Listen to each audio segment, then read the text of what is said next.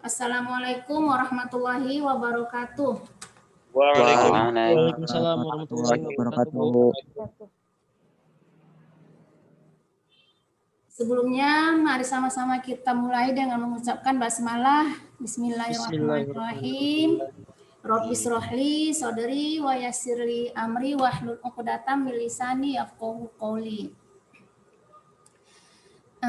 Kita lanjut materi kita pernikahan dalam Islam. Sebelumnya tetap kita baca dulu indikator pembelajaran menjelaskan ketentuan pelaksanaan pernikahan dalam Islam menurut syariat Islam, menjelaskan dalil-dalil tentang ketentuan pelaksanaan pernikahan berdasarkan syariat Islam, mengidentifikasi ketentuan pelaksanaan pernikahan berdasarkan syariat Islam, mengidentifikasi hikmah dan manfaat ketentuan pelaksanaan pernikahan berdasarkan syariat Islam, menjelaskan hikmah dan manfaat ketentuan pelaksanaan pernikahan berdasarkan syariat Islam. Kemarin kita sudah membahas beberapa hal tentang pernikahan, ya. Nah, hari ini kita membahas tentang pernikahan yang tidak sah, ya. Pernikahan yang tidak sah itu berarti pernikahan yang batal, ya, batal, tidak sah, batal. Yang pertama itu pernikahan mut'ah. Apa itu pernikahan mut'ah? Pernikahan mut'ah itu yaitu pernikahan yang berjangka waktu, baik sebentar ataupun lama. Istilahnya kalau bahasa kita itu nikah kontrak, atau kawin kontrak, ya. Aku nikahkan anakku fulanah dengan mas selama 2 bulan atau selama 3 tahun atau selama 10 tahun, itu tidak boleh, ya. Atau berjangka lama juga tidak boleh, ya. Tidak ada jangka waktu dalam pernikahan. Jika ada, maka kawin nikahnya tidak sah. Nah, dalam hal ini prakteknya itu banyak dilakukan di daerah-daerah Jawa sana, banyak orang yang nikah kontrak. Akan tetapi sekarang ini mereka sudah pandai, ya, sudah pada saat akad tidak disebutkan waktunya. Hanya saja ketika mungkin kalau kita kesepakatannya, kalau kita bahasanya merise atau datang berkunjung untuk menemui ke orang tuanya gitu kan. Nah, hanya kesepakatan pada saat berkunjung itu aja sebelum akad. Nah, pada saat akad tidak disebutkan jangka waktunya menikah itu sampai berapa lama. Memang pada saat maka nikahnya itu sah karena tidak kan hakikatnya pernikahan itu sah atau tidaknya itu ketika akad. Nah, namun perjanjian-perjanjian itu tidak akan membuat pernikahan itu menjadi fasid, ya, tidak benar, ya, karena sudah ada kesepakatan sebelumnya. Nah, nikah seperti ini juga tidak dibenarkan oleh agama Islam, ya. Nikah kontrak, ya, kawin kontrak, nikah mut'ah namanya. Tidak sah, ya, tidak dibenarkan. Karena walaupun laki-laki dan pihak perempuan itu merasa mendapat keuntungan, yang laki-laki mungkin dia ngerasa ada yang wanita yang bisa memenuhi kebutuhan biologisnya tanpa dia harus berdosa, mungkin dia dari luar kota, bertugas di Indonesia atau bertugas di negara lain, maka dia menikahi perempuan yang ada di kampung tersebut dengan cara mut'ah, dengan cara nikah kontrak, dan si perempuan juga merasa dapat keuntungan mungkin dengan materi, dia butuh materi, dapat kesepakatan berapa dibayar. Nah, tetapi pada hakikatnya tidak memenuhi tujuan pernikahan itu sendiri yang sudah kita sebutkan dalam minggu yang lalu, kan. Tujuan pernikahan itu adalah menciptakan rumah tangga yang sakinah, mawaddah, warohmah. Nah, sedangkan dengan nikah kontrak ini tidak terwujud hakikat tujuan pernikahan tersebut. Nah, kemudian pernikahan sigor, yaitu pernikahan yang membuat yang adanya barter ya, barter dalam pemberian mahar ataupun barter dalam bentuk hal yang lain ya. Nah, contohnya bagaimana? Aku nikahkan engkau dengan putriku dengan mahar, engkau menikahkan aku dengan putrimu. Nah, itu dia ya, ada keterkaitan, ada barter pada saat akad tersebut ya.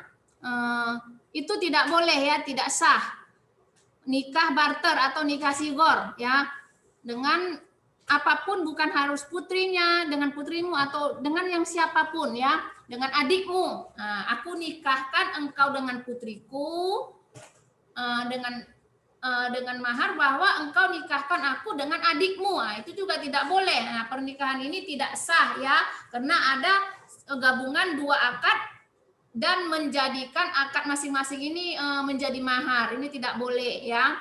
Namanya nikah sigor, tidak sah di dalam Islam.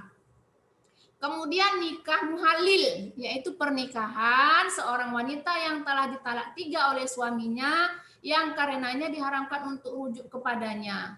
Kemudian wanita itu dinikahi laki-laki lain dengan tujuan untuk menghalalkan dinikahi oleh mantan suaminya. Nah, begini, dalam perceraian itu Allah memberi 2 kali kesempatan untuk rujuk ya. Kesempatan untuk rujuk itu ada 2 kali. Nah, untuk yang ketiga kali tidak ada lagi rujuk ya.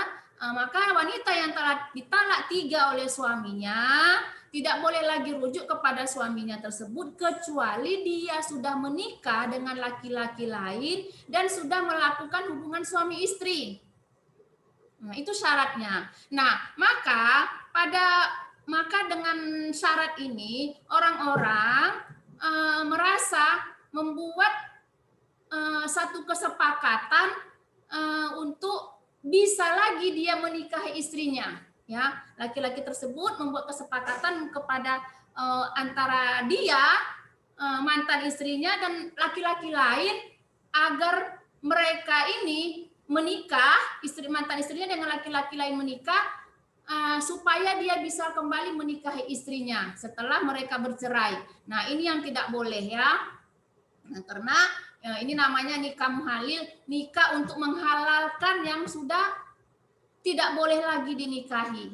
Nah, itu dia. Jadi itu pun syaratnya boleh. Jadi laki-laki yang sudah mentalak 3 suami istrinya tidak boleh rujuk, tetapi boleh menikah kembali dengan istrinya. Itu tadi syaratnya, sudah menikah dengan laki-laki lain tanpa ada kesepakatan, tanpa ada konspirasi, memang benar-benar menikah dengan tujuan sakinah mawaddah warahmah, kemudian sudah bercerai, dan sudah bercerai pun sudah berhubungan dengan laki-laki tersebut, sudah berhubungan suami istri ya.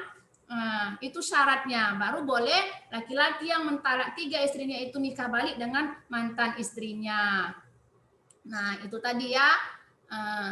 Kemudian pernikahan orang yang sedang ihram. Nah, orang ihram itu dilarang menikah. Ini sudah dipelajari waktu kelas 10 bahwa larangan-larangan ihram itu salah satunya adalah menikah. Jadi orang yang sedang ihram itu tidak sah menikah. Nikahnya tidak sah sampai dia memasuki masa tahallul. Kemudian pernikahan dalam masa iddah, yaitu pernikahan di mana seorang laki-laki menikah dengan seorang perempuan sedang dalam masa iddah, baik karena perceraian ataupun karena meninggal dunia. Nah, jadi perempuan yang masih dalam masa iddah tidak boleh menikah ya. Kalau dia masa iddahnya itu sudah selesai, bolehlah dia menikah. Tetapi boleh nggak meminang? Meminang juga tidak boleh kecuali dengan sindiran, dengan apa? Dengan isyarat ya. Itu baru boleh. apalagi menikah. Jadi wanita itu ada masa tunggunya. Kenapa harus ada masa tunggunya? Karena membersihkan rahimnya. Nah, kemudian pernikahan tanpa wali, yaitu pernikahan yang dilakukan oleh seorang laki-laki dengan seorang wanita tanpa seizin walinya. Ini juga tidak boleh ya. Jika wali, apalagi wali mujbir itu masih ada, harus dengan persetujuan wali, baru boleh menikah. Nah, jadi kenapa ya Bu, ada orang ayahnya masih ada, kemudian dia kalau kita bahasa kita lari kawin kan, itu artinya menjauhi wali. Nah itu sah dalam hukum Islam, itu sah menjauhi wali karena jarak wali yang lebih dari 2 marhala, maka bolehlah si perempuan itu menikah dengan wali hakim ya. Akan tetapi alangkah baiknya tetaplah dengan diizinkan oleh wali, dengan teleponan atau dengan cara bagaimana. Ini kan udah tidak zamannya seperti dulu lagi ya, harus surat menyurat, harus surat menyurat juga susah. Sekarang tinggal telepon, WhatsApp sudah bisa minta izin kepada wali untuk menikah. Hanya saja ada orang yang menjauhi wali dengan sengaja. Nah, contohnya tidak disetujui oleh orang tuanya menikah dengan laki-laki tersebut. Nah, di sini ya, artinya makanya kalaulah perempuan itu sudah cukup umur, seorang ayah kalau memang bagus laki-laki yang melamar itu, maka terimalah. Jangan sampai anaknya lari kawin. Nah, dan kalau memang tidak bagus, orang tua itu menolak, nah itu terserah kepada si anak. Akan tetapi nikahnya sah ya, menjauhi wali itu nikahnya sah. Kemudian pernikahan dengan wanita kafir selain wanita ahli kitab. Nah, di sini kita pernikahan dengan wanita kafir tidak dibolehkan ya, tidak sah hukumnya menikah dengan yang tidak seakidah. Jadi sekarang ini banyak orang yang menikah itu beda agama. Yang satu beragama Muslim, yang satu beragama Kristen atau Hindu. Nah, praktek seperti ini banyak terjadi di India. Bisa kita lihat di India, antara orang Muslim dengan agama Hindu itu menikah. Dan negaranya mensahkan, membolehkan nikah apa namanya itu?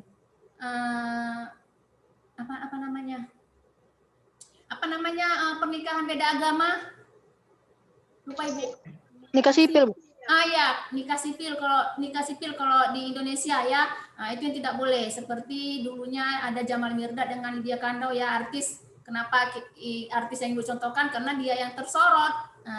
Mereka yang tersorot. Nah, itu juga tidak sah. Jadi selama ini mereka ngapain, Bu? Mereka kumpul kebo, berzina. Karena nikahnya tidak sah.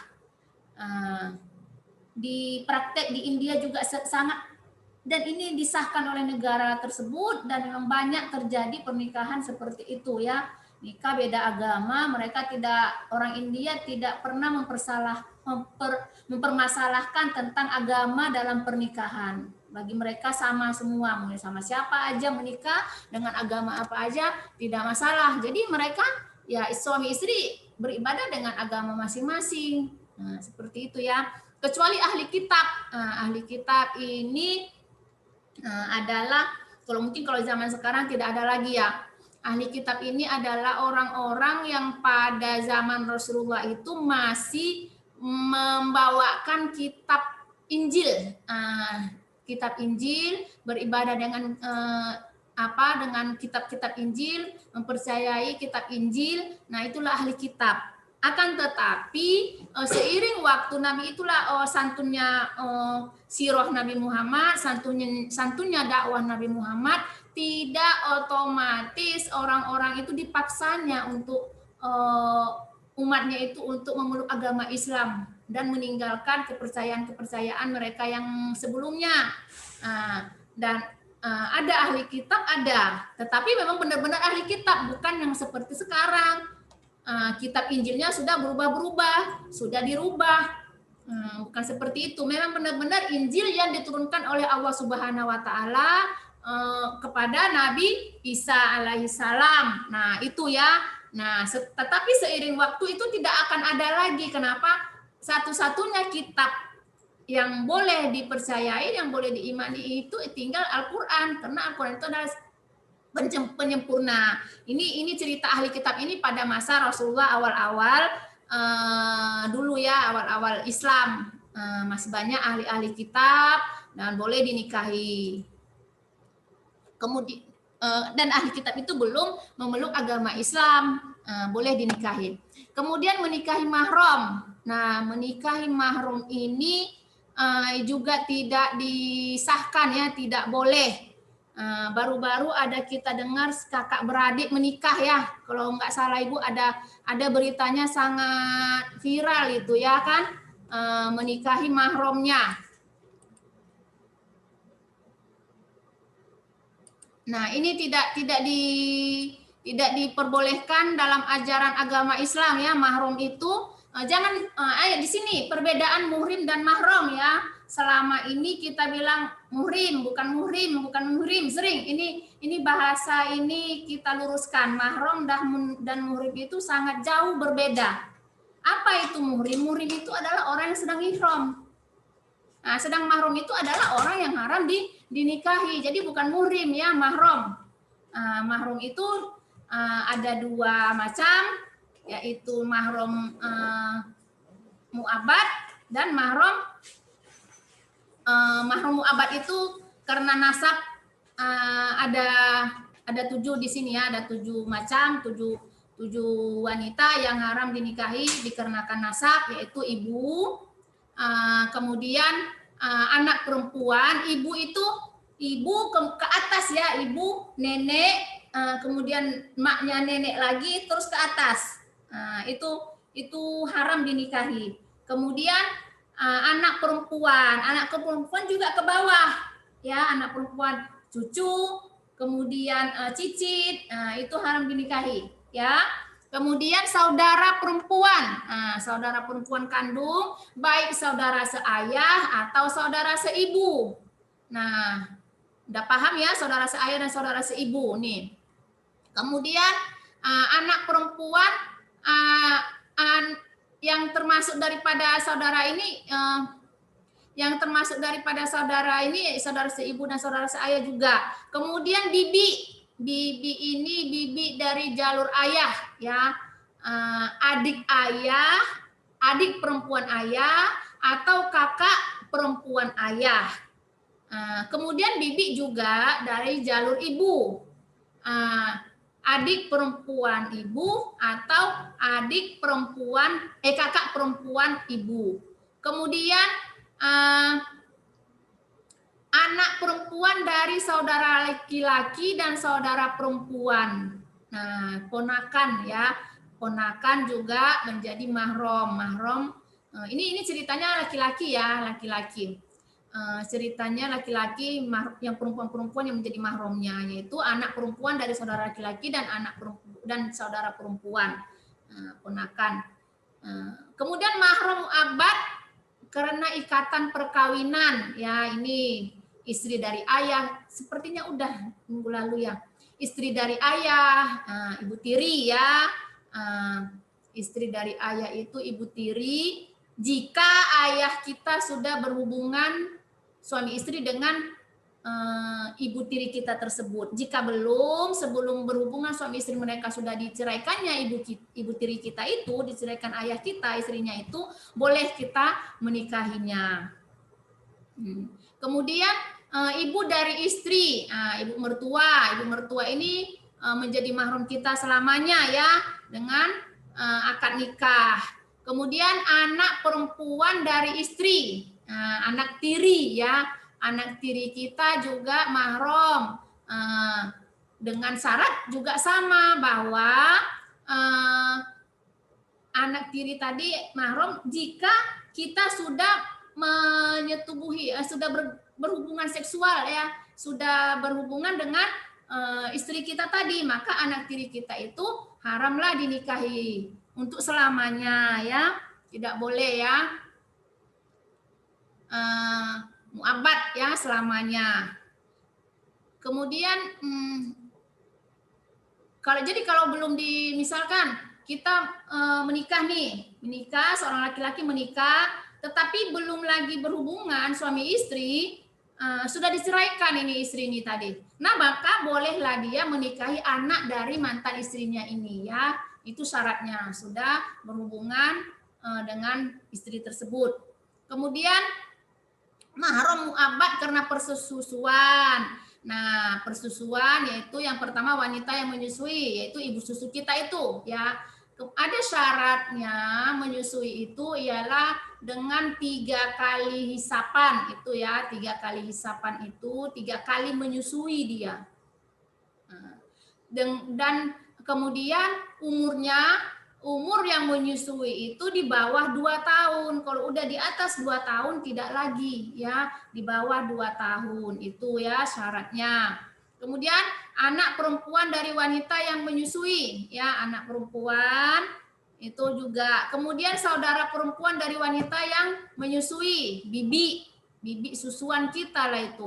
Anak perempuan dari wanita yang menyusui, anak dari saudara perempuan, anak bibi susuan kita itu tadi ya, berarti ponakan dari ibu susu kita. Ibu dari suami dari wanita yang menyusui tadi. Nah, mertua ibu susu kita. Saudara perempuan dari suami dan wanita yang menyusui. Nah, bibi ya, bibi saudara perempuan dan dari suami, maksudnya saudara perempuan dari suami ibu susu kita, bibi juga lah itu ya, saudara perempuan dari suaminya. Kemudian anak perempuan dari laki-laki dari wanita yang menyusui ya, anak perempuannya ya, anak perempuan dari laki-laki, anak perempuan dari laki-laki dari wanita yang menyusui. Anak perempuan cucu ya, cucu dari ibu susu kita. Nah, cucu dari ibu susu kita. Anak perempuan dari suami dari wanita yang menyusui. Nah, anak perempuan dari suami yang menyusui kita, anak suami ibu susu kita itu. Misalkan suami ibu susu kita itu punya istri lebih dari 1, maka anaknya itu dari wanita yang istrinya yang 1 lagi itu juga menjadi mahram kita. Kemudian istri lain dari suami ibu susu kita. Nah, itu tadi istri lainnya, misalnya punya 2 istri suami ibu susu kita, maka istrinya yang 1 lagi ini juga menjadi mahram kita. Ribet ya, makanya hati-hati kalau mau menyusui anak di bawah usia 2 tahun ya, bayi. Hati-hati, harus harus tahu semuanya, ribet memang.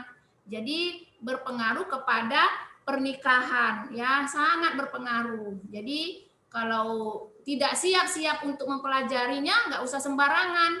Ya mungkin ya ini bisa terjadi bertetangga kita ya. Ini contohnya Ibu contohkan, kita dekatan rumah tetangga, kemudian sama-sama melahirkan, mungkin dengan jarak waktu yang sebentar saja ya, singkat, karena tetangga anaknya menangis, ibunya lagi bekerja, mungkin guru seperti ibu ya tiap hari pergi pagi. Nah, kemudian tetangga sebelah tadi tidak bekerja, hanya ibu di rumah ya kan, bekerja di rumah jadi ibu rumah tangga. Nah, tidak bekerja di luar. Nah, anaknya menangis, anak tetangga ini menangis karena dia susu air asinya ini banyak, karena baik hatinya tadi, karena kasih sayangnya tadi, kasihan melihat bayi yang menangis, tetangganya disusui dia.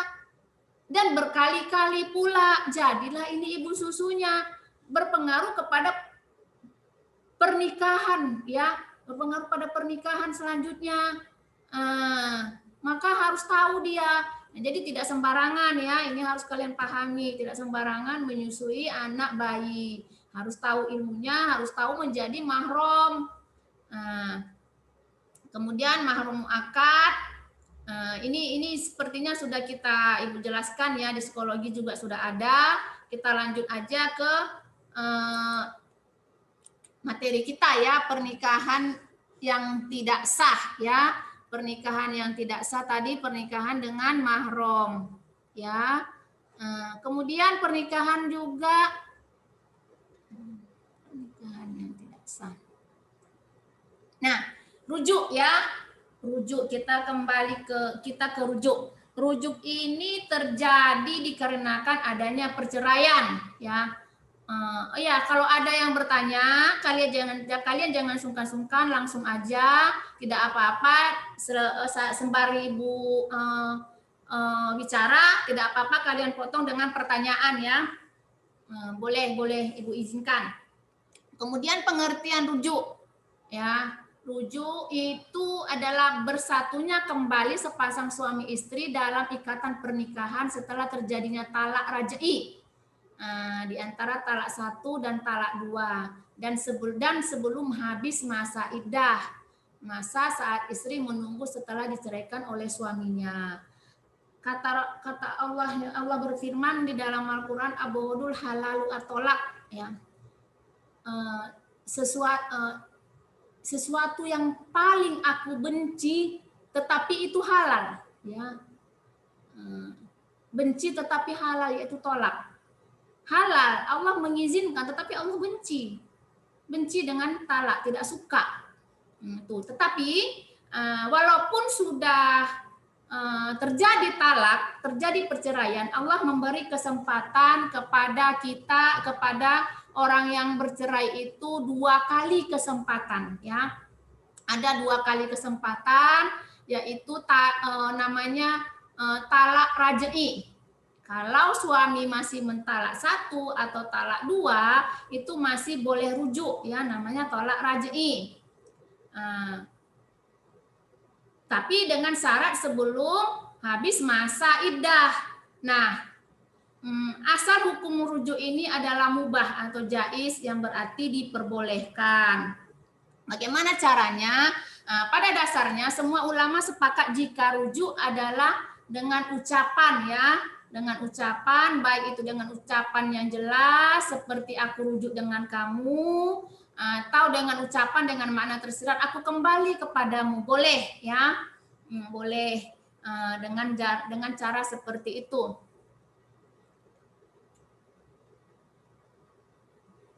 Nah, namun bagaimana jika dengan langsung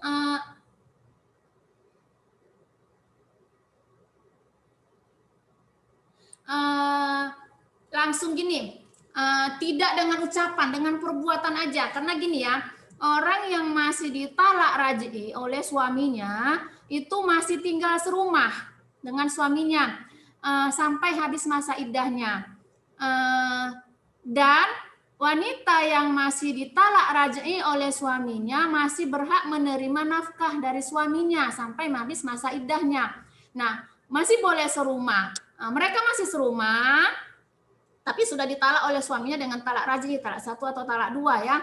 Masih serumah. Nah, boleh dengan kata-kata, juga boleh dengan isyarat ya, isyarat dengan perbuatan juga boleh. Nah, misalkan nih, udah talak nih, udah cerai. Aku talak kamu dengan talak 1, katanya sama istrinya. Udah pisah kamar, si istri tidur di kamar anak-anak, suami tidur sendirian. Rupanya ntar malam-malam, yuk balik yuk ke kamar gitu. Suaminya ngajak istrinya ya balik ke kamar, tidur satu ranjang lagi, masuk ke kamar lagi. Nah, ini pada dalam hal seperti ini ulama berbeda pendapat. Ada yang tidak membolehkan ya, karena memang harus disaksikan. Rujuk itu harus disaksikan. Harus disaksikan, kemudian harus diucapkan sama seperti akad. Aku nikahkan. Nah, ini juga aku rujuk kepadamu. atau aku kembali kepadamu. Itu menurut sebagian ulama. Tidak boleh dengan perbuatan, dengan langsung ngajak istri, ayo yuk tidur lagi yuk, bareng lagi, kan gitu. Nggak boleh. Tetapi mayoritas ulama ini membolehkan. Nah, setelah mereka bercampur, berhubungan, sudah kamar, barulah mereka memberitahu kepada saksi-saksi bahwa mereka sudah rujuk. Jadi tidak harus mengajak saksi dulu, Pak, sini yuk, kami mau rujuk nih, mau rujuk lagi nih, kembali kalian jadi saksi. Tidak menunggu seperti itu. Tengah malam juga boleh. Aku kayaknya masih cinta sama istriku. Udah rujuk aja. Dan rupanya ketika si istri diajak rujuk, aku juga sebenarnya masih cinta sama suamiku. Ya udahlah, maulah. Enggak mesti nunggu besok. Yuk kita cari dulu saksinya. Enggak. Nah, itu menurut sebagian ulama. Boleh malam itu juga mereka rujuk kembali, besok kemudian mereka mengumumkan atau memberitahu kepada saksi bahwa mereka sudah rujuk, ya. Dan cerai juga tidak menunggu saksi, Nak. Cerai juga tidak menunggu saksi. Ketika suami mengatakan aku cerai kamu dengan talak 1, jatuh ya. Walaupun dia main-main, walaupun hanya canda, jatuh talaknya. Jadi makanya kata-kata cerai ini tidak mudah, tidak boleh diucapkan sembarangan. Ya, walaupun canda tetap jatuh talaknya, tetap terjadi. Atau udah, Bang aku keluar bentar ya, nggak boleh katanya. Aduh Bang sebentar aja, udahlah sebentar kok. Kata suami, kalau kamu lewat dari pintu itu, maka talakmu jatuh. Jatuh ketika si istri tadi lewat pintu itu jatuh talaknya. Atau talak ini juga boleh bisa jatuh dengan surat, ya. Nggak harus diucapkan dengan kata-kata, tidak, dengan lisan tidak, dengan surat juga. Ketika surat ini, dia kirim surat sama istrinya, dia udah kota. Ketika surat ini sampai ke tangan kamu, maka jatuhlah talakmu, talak 1. Jatuh talaknya. Jadi talak juga tidak menunggu saksi, rujuk juga tidak menunggu saksi, tetapi setelah itu wajiblah haruslah di ketentuan-ketentuannya haruslah dikasih tahu bahwa kalian sudah rujuk jika orang tahu kalian sudah cerai. Nah, kalau orang tidak tahu kita udah cerai, talak 1, ya udah. Oke-oke aja, ayo kembali lagi kan gitu. Tetapi jika masih talak raj'i. Nah, gitu ya.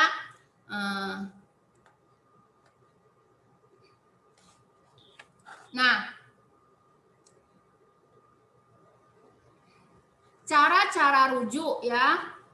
Cara rujuk itu pada dasarnya semuanya itu tadi sepakat ya. Boleh dengan yang Ibu sampaikan tadi, itu cara-caranya.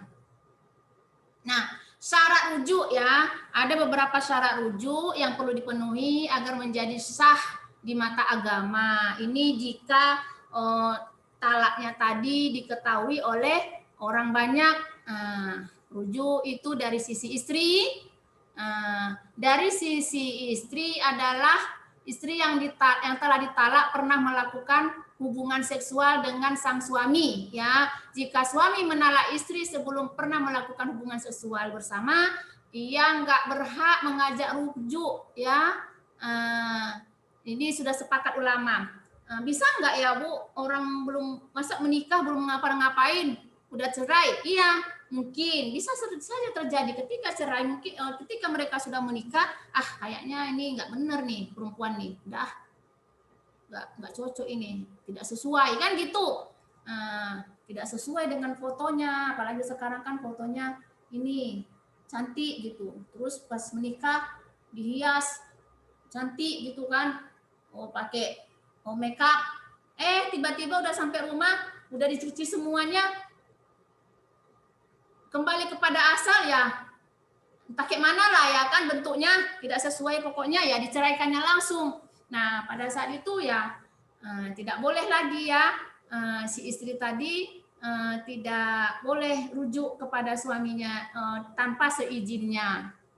Ya, harus izin istri tersebut ya. Jika suami telah menalaknya, ia nggak berhak mengajak rujuk, tetapi harus dengan izin istri dan menikah kembali, gitu ya, tidak berhak rujuk. Tetapi tetap aja iddah ya, tetap aja masih ada oh tidak, wanita yang tidak tidak ada iddahnya ya. Kemudian syarat rujuk dari sisi suami adalah yang tidak boleh merasa terpaksa. Jadi tidak boleh terpaksa untuk merujuk istrinya, harus yang berakal sehat dan sudah akal baligh atau dewasa. Kenapa ini dibahas? Oh, harus akal sehat. Emang ada ya yang gila ya, jelas kalau yang gila ada. Emang ada yang belum baligh ya, orang menikah ya. Contohnya kedua orang tuanya ini menikahkan anaknya masih kecil menikahkan, kemudian belum baligh ya. Ini jadi rujuk itu bagi suami tidak boleh. Kalau suami yang sudah menceraikan istrinya sementara dia belum baligh, tidak boleh rujuk kembali ya. Kemudian talak yang dijatuhkan bukanlah talak 3, melainkan talak raj'i. Nah ini tadi ya, talak 3. Kalau udah talak 3 tidak boleh rujuk kembali kecuali nikah si perempuan itu nikah dengan laki-laki lain ya. Setelah nikah dengan laki-laki lain dan telah berhubungan, maka setelah diceraikan bolehlah dia menikahi mantan istrinya. Kemudian talak yang terjadi tanpa tebusan. Nah, tanpa tebusan ini maksudnya bukan yang minta cerai itu perempuan. Jadi gugat cerai ya, bukan gugat cerai ya, itu bahasanya. Talak yang terjadi itu bukan gugat cerai. Gugat cerai itu adalah si perempuan yang mengajukan perceraian ke pihak pengadilan. Nah, itu namanya tebusan. Itu ditebus laki-laki itu dengan harga 10.000. Makanya ya murah sekali harga laki-laki kalau sudah tidak benar menjadi seorang imam yang baik ya. Jika seorang laki-laki tidak bertanggung jawab dalam pernikahannya, mengabaikan tugas-tugasnya, mengabaikan tanggung jawabnya kepada si istri, ataupun terjadi kekerasan dalam rumah tangga, maka si istri boleh menggugat cerai suaminya dengan menebus suaminya 10.000 ke pengadilan. Maka pengadilan akan mempasah pernikahan mereka, memisah dengan paksa. Ya, jadi begitulah. Jadi kalau udah nggak benar memang murah, tebusannya cuma 10.000. Kemudian rujuk dilakukan pada masa iddah atau masa menunggu. Nah, jadi rujuk itu harus selama masa iddah, ya. Kalau sudah habis masa iddah perempuan itu, maka tidak boleh rujuk kembali kecuali nikah lagi. Jadi rujuk itu tidak ada kalau sudah masa iddah habis, tidak boleh lagi rujuk. Udah orang lain, udah orang asing, dan perempuan juga harus sudah tidak boleh lagi serumah dengan mantan suaminya kalau sudah habis masa iddah. Semua tanggung jawab sudah lepas. Tanggung jawab seorang suami, baik nafkah lahir dan nafkah batin juga sudah tidak ada lagi ya. Kalau tadi ketika masih dalam masa iddah, nafkah lahir wajib ya, nafkah lahir wajib. Jadi kebutuhan istri masih wajib dipenuhi oleh suami, makan, pakaian, tempat tinggal. Makanya masih boleh serumah. Karena tempat tinggal adalah masih tanggung jawab seorang suami yang sudah mentalak istrinya dan masih dalam masa iddah. Tetapi sudah habis masa iddah, si wanita sudah orang asing, sudah tidak boleh lagi bersama suaminya, lepaslah hak dan kewajibannya kepada mantan suaminya.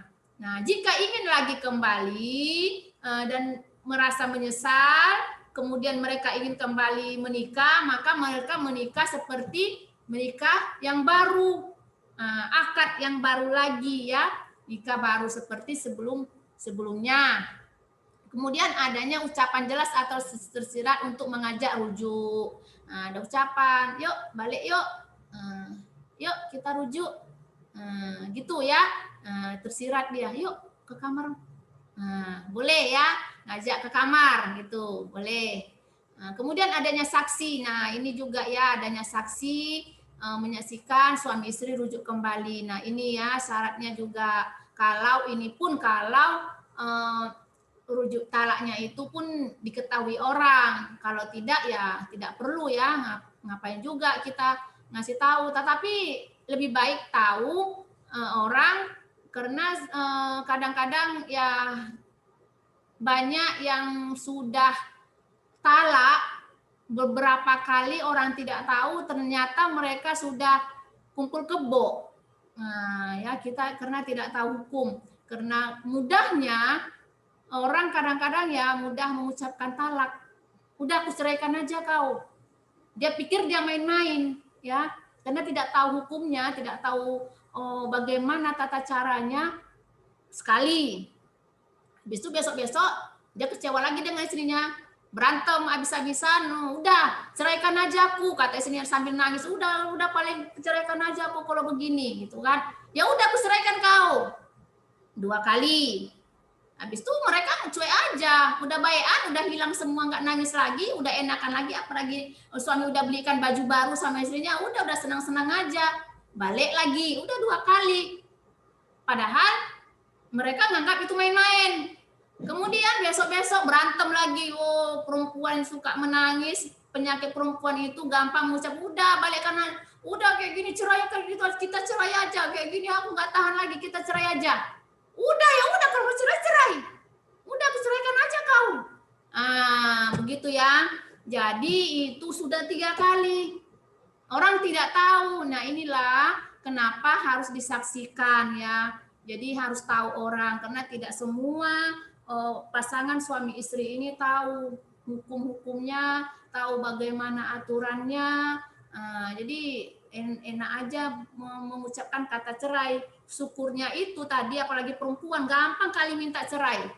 Perempuan syukurnya hak talak itu, hak cerai itu di tangan suami. Kalau hak talak dan hak cerai itu di tangan istri, mungkin sudah banyak sekali sekarang ini orang yang bercerai. Hanya masalah sepele. Karena perempuan itu emosinya sangat tidak terkendali ya, sikit-sikit nangis, sikit-sikit minta cerai, sikit-sikit nangis, sikit-sikit minta cerai.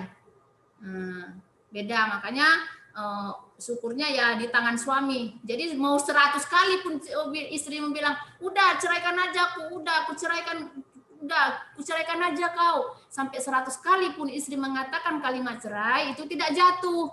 Tetapi suami langsung jatuh tanpa saksi, walaupun hanya main-main, walaupun hanya canda-candaan. Nah, itu ya. Pembahasan kita masih panjang tentang pernikahan ini. Ibu berharap kalian banyak bertanya supaya banyak yang keluar ya, banyak yang kita bahas. Nah, bagaimana kalau ini masih rujuk ya, belum iddah. Iddah sepertinya tidak sempat. Kita sambung ya. Ini sudah jam 10.47, hampir jam 11. Kita sambung minggu depan.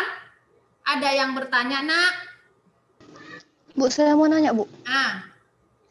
Bu, jadi gini kan, Bu, kalau misalnya seandainya seorang pria telah menalak istrinya itu talak 3, kan otomatis nggak bisa rujuk lagi, Bu, kecuali kalau istrinya itu sudah menikah lagi dan udah cerai lagi dengan suami setelahnya.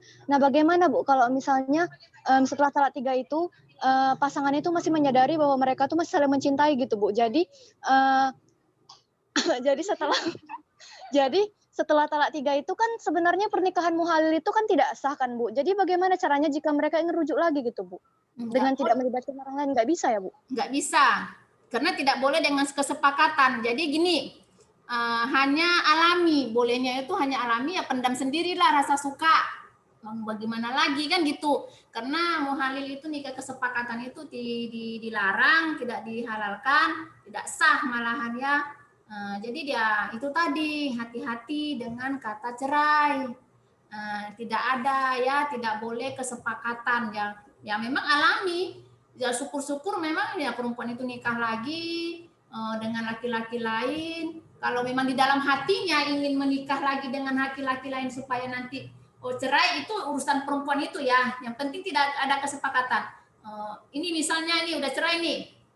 Aku sebenarnya masih suka sama lo. Aku juga. Aduh, kenapa lah kita cerai ya? Kan gitu ya kan. Sementara nggak boleh lagi kan gitu. Nah, dalam hati si perempuan,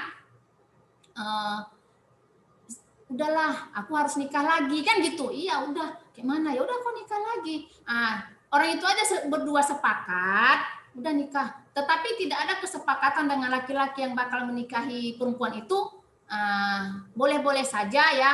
Udahlah, nikah aja aku. Mudah-mudahan nanti aku diceraikan lakiku. Mungkin gitulah ya kan, jahatnya tadi, jeleknya tadi niat itu. Tapi jelek niat tadi akan jelek hasilnya. Innamal a'malu binniyat wa innamal likulli imri'in ma nawa. Ya, jelek niat, jelek hasil. Ya itu sah, itu bisa-bisa aja. Mungkin dia adalah dia dekat dengan laki-laki lain, kemudian menikah, kemudian laki-laki itu menikahi dia.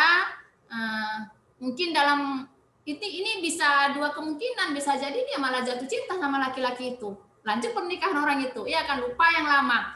Nah, kalau tidak ada kesepakatan itu tadi, mungkin aja ya, mungkin ya si perempuan itu dengan niat jahatnya tadi ya, niat jahat tadi, niat kan tidak dihitung tidak dihitung sah atau tidak sahnya ya, itu di dalam hati. Yang dihitung itu adalah yang sudah keluar dari mulut ataupun yang sudah kita perbuat. Kalau di dalam hati itu hanya niat, tidak masalah. Itu urusan pribadi masing-masing. Yang jelas tidak ada kesepakatan dengan laki-laki yang menikahinya yang ini tadi, yang pihak ketiga.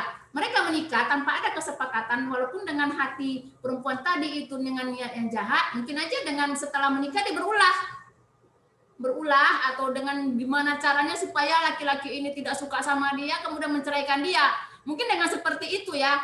Tadi sudah niatnya tidak benar tadi, akhirnya mungkin mereka bercerai, atau dia dicari dia jalan-jalan bagaimana cara bercerai yang macam lah dibuatnya hingga dia bisa bercerai dengan laki-laki tersebut. Kemudian setelah bercerai mereka nikah lagi, boleh terlepas dari niat jelek tadi. Nah, karena apa yang ada di dalam hati kita itu tidak dihitung.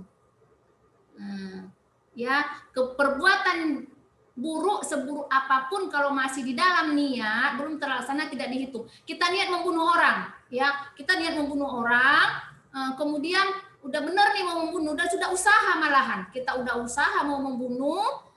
Ternyata tidak jadi, mungkin dikarenakan orangnya tidak ada, atau mungkin dikarenakan satu hal, itu tidak terhitung kepada dosa, ya, tidak terhitung kepada dosa, walaupun sudah diniatkan. Jadi apa yang ada di dalam hati itu tidak dihitung. Sama dengan perempuan itu, cuma di dalam hatinya aja tadi yang jahat, kemudian tadi tidak ada kesepakatan dengan pihak ketiga, mungkin hanya kesepakatan mereka berdua aja, ya sah-sah aja. Enggak masalah, sah nikahnya lagi kembali sah, karena tidak ada kesepakatan. Kalau niat, Allah yang menghitung niatnya, innamal a'malu binniyat wa innamal likulli imri'in ma nawa. Ya udah, apa yang dia niatkannya tadi mungkin aja dengan niat yang jelek tadi ya jelek juga hasilnya, kan gitu. Nah, gitu ya. Paham ya, Nak? Paham, Bu. Iya. Oke, ada lagi? Saya, Bu. Bu, sebenarnya saya sama pertanyaannya sama yang di chat tadi, tapi mungkin Ibu belum baca.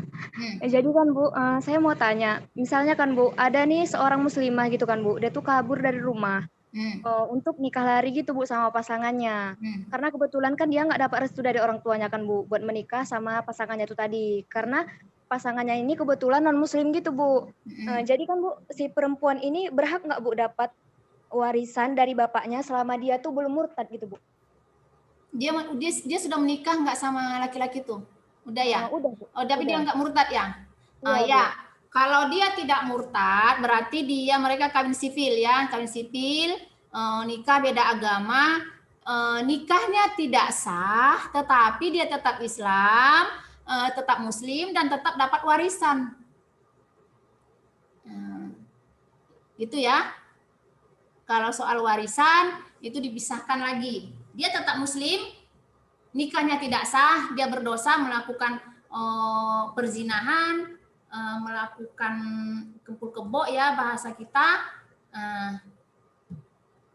Tetapi di pihak lain dia tetap muslim, jika ada warisan-warisan orang tuanya dan jika meninggal dunia orang tuanya dia tetap mendapat harta warisan gitu ya. Paham ya nak? Ya Bu, makasih ya Bu. Iya. Ada lagi sebelum kita tutup? Bu, namanya Bu. Sebenarnya gini saya masih belum paham Bu. Kan banyak tuh di TV-TV gitu artis-artis itu pada melakukan yang namanya nikah siri gitu kan Bu. Itu maksudnya nikah siri itu gimana ya Bu? Apakah secara birokrasi dokumentasinya itu kurang jelas atau kayak mana ya Bu? Nah, kalau nikah siri itu nikah yang tidak ada dokumentasi betul. Kemudian nikah siri itu yang namanya disembunyikan ya. Nikah siri itu hanya memenuhi syarat dan rukun pernikahan. Syarat dan rukun pernikahan yang terpenuhi tanpa diketahui oleh orang banyak, ya, tanpa diketahui oleh orang banyak, maka nikahnya itu sah. Secara hukum agama sah. Tetapi dalam hukum negara itu tidak sah dalam hukum pengadilan agama. Jadi akibatnya nanti di mana ketika meninggal dunia salah satu ya hak tentang warisan tidak bisa mereka ini ya, si perempuan meninggal suami tidak mendapat hak, laki-laki meninggal juga tidak dapat hak. Begitu juga dengan keturunan ya, kalau secara agama oke, itu dapat, nggak masalah. Nah kemudian nikah siri ini akan banyak mudaratnya.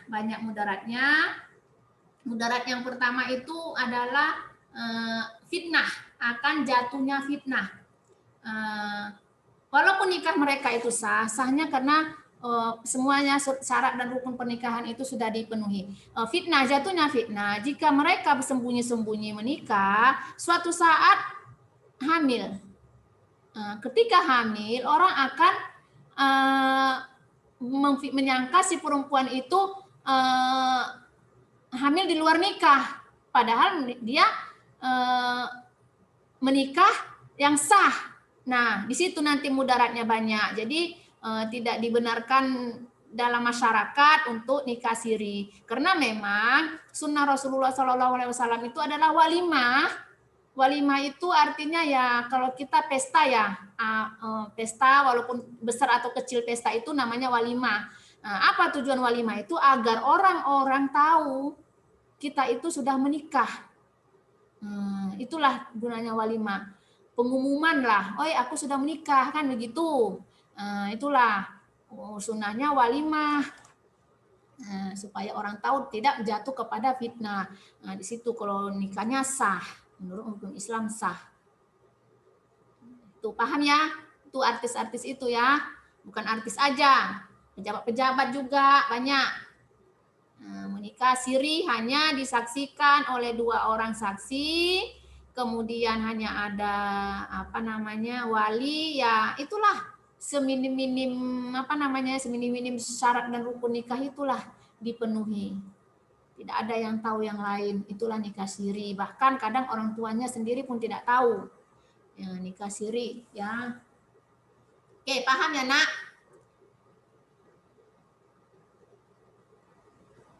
Ayo, udah ya? Ada lagi?